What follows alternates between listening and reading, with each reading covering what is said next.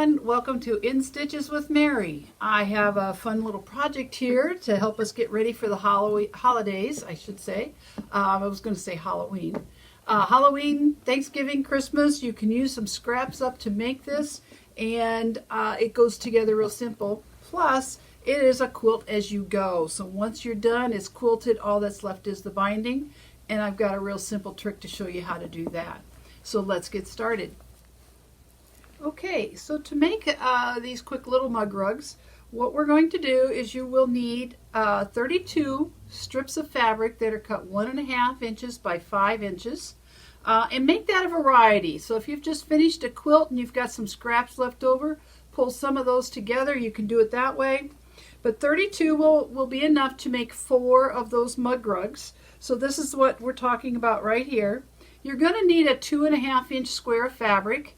And we're going to cut that on the diagonal because we really just need that triangle, the half square triangle. You will need a 9 inch by about 21 inch or a fat eighth piece of fabric for the backing. And then you're going to need batting the same size.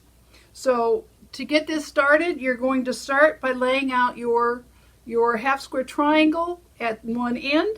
We're going to want to make sure that that is laying fairly straight with the edge of your fabric so that when we get done, we're not starting to skew off to one side. Your first strip of fabric, now let me back up a minute. What I usually do is I start to lay these all out ahead of time so I can kind of see I got a pattern going. I'm not repeating too many things on which side. If you're real picky that way, go ahead and get it laid out ahead of time. Your first strip of fabric, you're going to lay so that the short end is right along the same edge as the one side of our half square triangle. You can see I've got it laid here. You were just going to flip that over and you're going to stitch a 1/4 inch along this short little side here. Start a 1/4 inch from the end though. That's going to be important so that because this is a quilt as you go, we don't want our stitches overlapping on the back. We want them to come into a nice chevron shape on the back as well. So we're going to start in a 1/4 inch and stitch up to the end.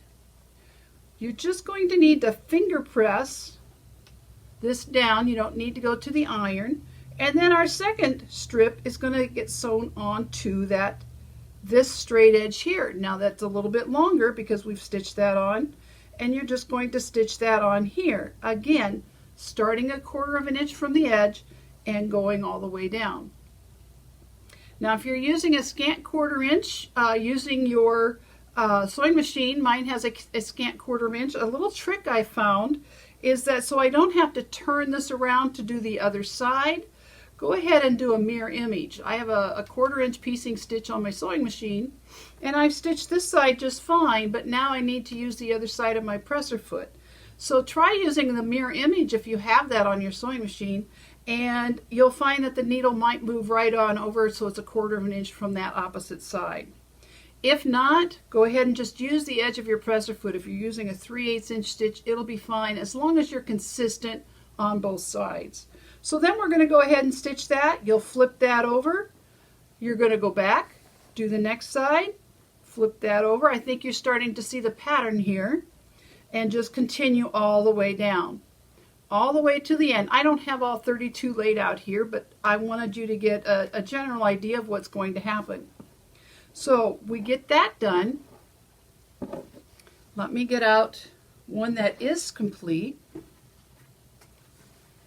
You can see here that these are all stitched together, and this was 32. Let me turn that around. It kind of goes more like this. And we're ready to go. Now, what does that look like on the back when you get the quilt as you go? You've got that chevron look going on the back side as well. What we're going to do now is to cut this down into 4.5 inches by 6 inch rectangles for our mug rugs. They're each that size. We're going to line up, take our ruler. I've got a 6.5 inch ruler here. We're going to cut the first side. We're going to put that 3 inch line right at the tip of our half square triangle where we started, and we're going to follow that line straight down. So just go ahead and get that lined up. We're going to do that, and then we'll go ahead and cut this side off.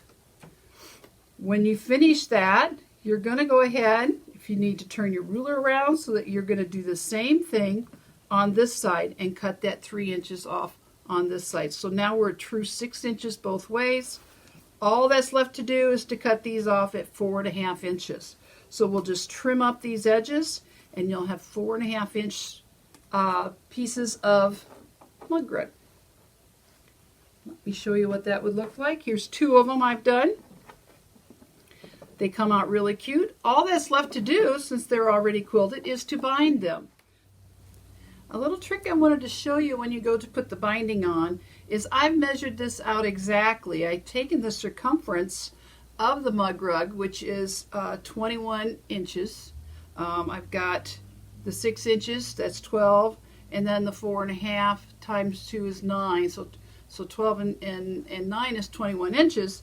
So that's 21 inches, plus I've added 2.5 inches for when we go to seam it, because I'm using a 2.5 inch seam binding. So we go ahead and add your diagonal seam on there, the bias seam, press this in half, and we're ready to add that on. I want you to add this to the back side of the mug rug because I'm going to fold this around to the front and do a decorative stitch on the front.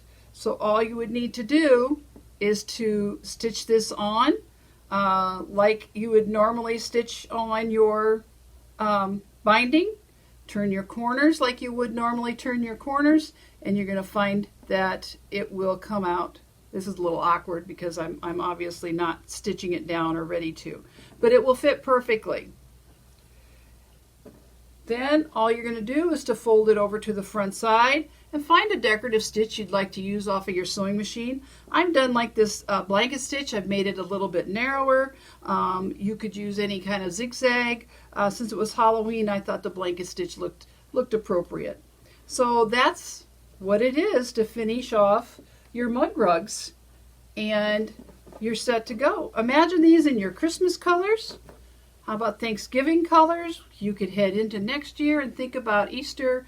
Lots of fun ways to use these. So I hope you've enjoyed this. As always, patterns for In Stitches with Mary are available here at Neil's Vacuum and Sewing Center. They are $5 a piece. If you are interested, give us a message. You can email us or give the store a call, and we can get those sent out to you. We can send by mail or by email. They come in a PDF format. So thank you, and hope to see you soon.